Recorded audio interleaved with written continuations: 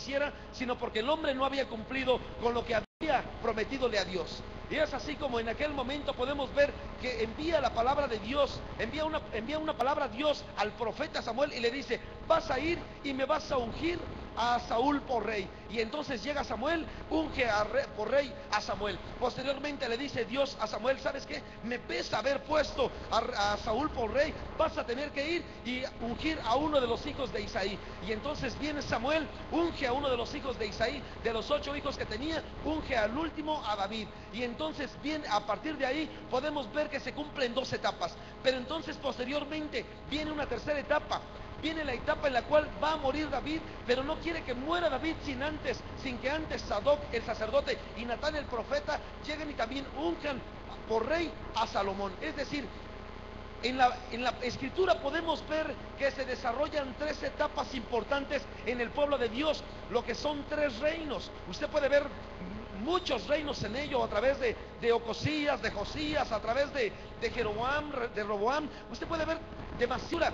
Sin embargo, se establecen 3 que gobiernan el pueblo completo, porque cuando viene después la división, ya solamente uno va a dirigir a 10 tribus y el otro va a dirigir a solamente 2. Por un lado Roboam, por el otro lado Jeroboam. Pero esto viene a ser una plataforma de lo que ustedes y yo podemos ver como 3 reinados que en aquel momento Dios permitía que se establecieran.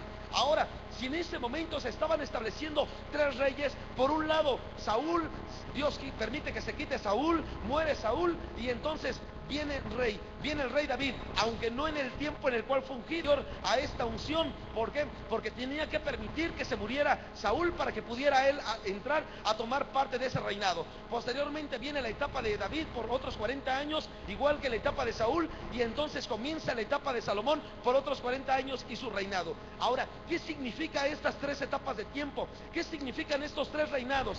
Estos 3 reinados en la vida de un solo pueblo, estos 3 reinados al mando y al comando de una sola nación, como lo era el pueblo de Israel, no de Israel y Judá, sino solamente como una sola nación, que fueron los 3 reyes que gobernaron.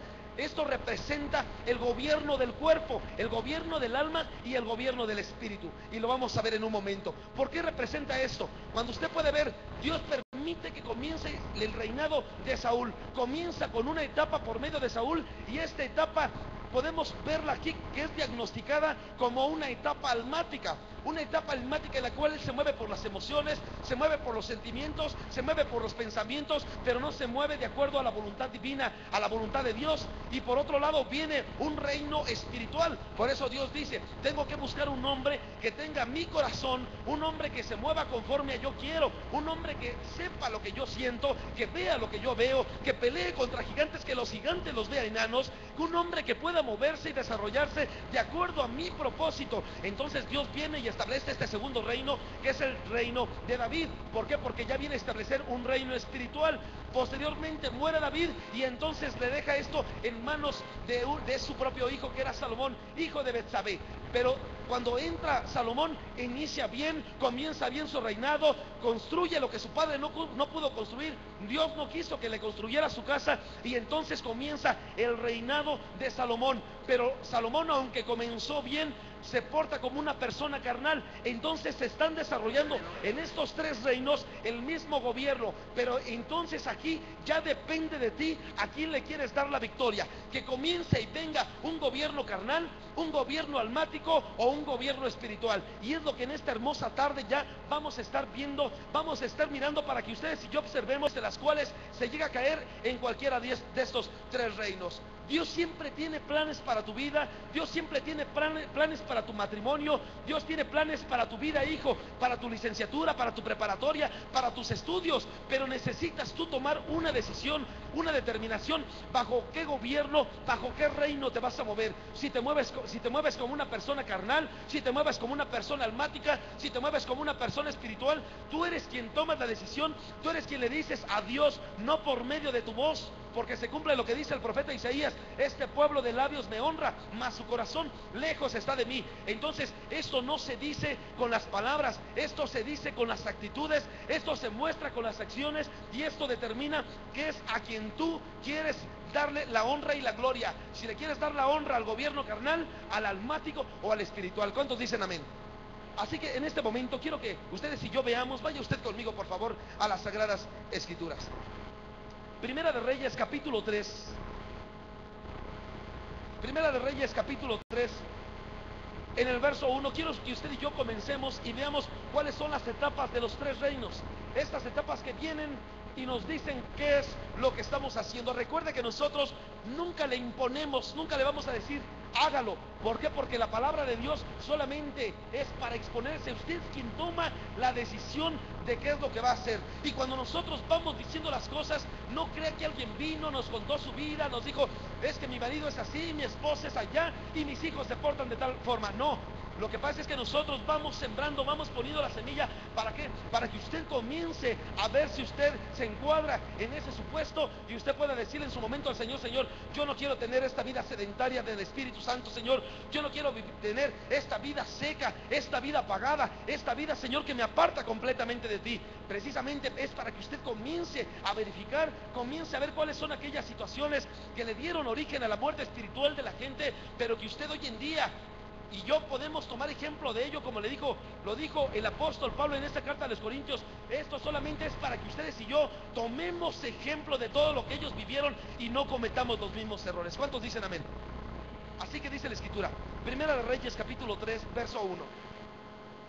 Salomón hizo parentesco con Faraón, rey de Egipto, pues tomó la hija de Faraón y la trajo a la ciudad de David, en tanto que acababa de edificar su casa y la casa de Jehová y los muros de Jerusalén alrededor. Quiero que usted vea un número, si apunta, apunte esto. Número 1, ¿cuál es el problema de los carnales? El problema de los carnales es que se les hace fácil tener comunicación o tener parentela, tener un tipo de negociación con gente que no son cristianos. Es decir, mucha gente se queja, pastor, fíjese que mi socio me llevó al baile, así dicen, pastor, mi socio me llevó al baile. ¿Qué querías? Tú tienes a Cristo en tu corazón, tú no lo puedes hacer, pero el socio no tiene a Cristo en su corazón. Pastor, ¿qué cree? Que mi marido me engañó, pastor. ¿Qué querías? Te casaste con un marido que no tenía a Cristo en su corazón, ¿para qué te casaste con él? Pastor, es que fíjese nada más lo que estoy viviendo allá con mi suegra, es que a mí me dijeron que no me iba a casar con la familia. ¿Cómo no? Cuando uno va a casarse, uno lo primero que tiene que ver, así como en el tiempo de Eleazar, él fue, vio a Rebeca, dijo, ¿sabes qué? Esta es la mujer que yo quiero para mi amo Isaac, que le había mandado a traer a Abraham. Entonces tienes que ver quién es la familia con la que vas a emparentar, porque aunque ciertamente no va a formar parte de tu familia, siempre vienen las opiniones. Mi mamá me dijo, mi papá me dijo, mi hermano me dijo, y entonces viene este tipo de situaciones. Dios le había dicho al pueblo, no vas a emparentar con ninguno de ellos. Usted va conmigo al libro de Deuteronomio capítulo 7, en el verso 3, le dice Dios al pueblo por medio de Moisés, no emparentarás con ellas, no darás tu hija a su hijo, ni tomarás a su hijo para tu hijo, porque desviará a tu hijo de en pos de mí, y servirán a dioses ajenos, y el furor de Jehová se encenderá sobre vosotros y te destruirán pronto. Escuche, cuando Dios le habla aquí a Moisés, le estaba diciendo, mira Moisés, desde el verso 1 comienza diciéndole, vienen 7 naciones más fuertes y más poderosas que tú, pero yo voy a permitir que una a una vayan cayendo, no todas juntas. ¿Por qué? Porque si te quedas solo en el desierto, hay fieras que pueden acabar contigo, pero tú tienes que ver que cada una de ellas vayan prevaleciendo, van a ir muriendo. ¿Por qué? Porque tú vas a enseñorearte de sobre ellas. Pero entonces viene el momento en el cual le da el consejo a Dios y le dices, tú no vas a emparentar con nada de ello. Pero este momento, Salomón, ya está escrito por medio de Moisés que no tengo que emparentar con ninguna de las hijas de Faraón, con ninguno de los filisteos, con ninguno de los jebuseos, con ninguno de los que sean. Y entonces ya le había sido dada la orden de que no emparentara con nadie de ellos. Pero cuando usted puede ver, dice la Escritura que Salomón lo que hizo fue voltearme, ay Dios mío, mira qué bonita mujer, aquella que va a la del brazalete. Y entonces ahí llegaba una egipcia, llegaba por ahí, y entonces veía cómo esta mujer se meneaba, mi amado hermano, se movía, agradó a los ojos de Salomón, y precisamente lo que hizo fue desviar el corazón de en pos de ello. Esto habla solamente del aspecto de los matrimonios, de los noviazgos. No, habla de emparentar en todos los sentidos, habla de las sociedades, habla de todo. Cuando tú vas a hacer algún tipo de negociación, algún tipo de acto comercial con alguna persona, debes de fijarte quién es, debes de fijarte qué es, debes de fijarte si tiene temor en Dios. ¿Por qué? Porque si no, posteriormente vienen los problemas. Pero como no le pedimos opinión a Dios, porque muchas veces nos movemos como hombres carnales, decimos: ay, amén, gloria a Dios, que ya me encontré un socio para mi negocio. Pero tú no sabes si ese socio tiene temor de Dios, no sabes si ese socio tiene Cristo en su corazón, no sabes si ese socio ha buscado de Dios y busca la misma presencia de Dios, y posteriormente vienen los problemas. ¿Por qué? Porque nos movemos muchas veces como hombres carnales. Segundo, Primera de Reyes capítulo 4 verso 21, dice la escritura: y Salomón señoreaba sobre todos los reinos, desde el Éufrates hasta la tierra de los filisteos y el límite con Egipto, y traían presentes y sirvieron a Salomón todos los días hasta que vivió. Dice aquí que Salomón se señoreaba. ¿Qué es señorearse? Es ejercer dominio. Cuando uno se enseñorea, comienza a ejercer dominio. Es decir, ¿qué está diciendo?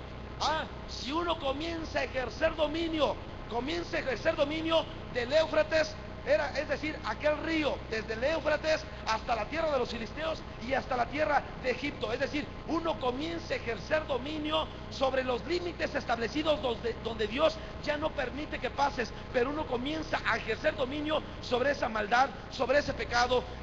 Uno comienza a ejercer dominio sobre la presión que causaban los filisteos. Uno comienza a ejercer dominio sobre la cautividad que ejercía el pueblo de Egipto sobre Israel. Es decir, cuando uno comienza a tener presión sobre otra persona, uno se está enseñoreando, es decir, uno está ejerciendo dominio sobre ese sentimiento o sobre ese acto. No sé si me voy explicando. ¿Por qué? Porque uno está diciendo: te voy a presionar, o aunque no lo diga, pero presiona.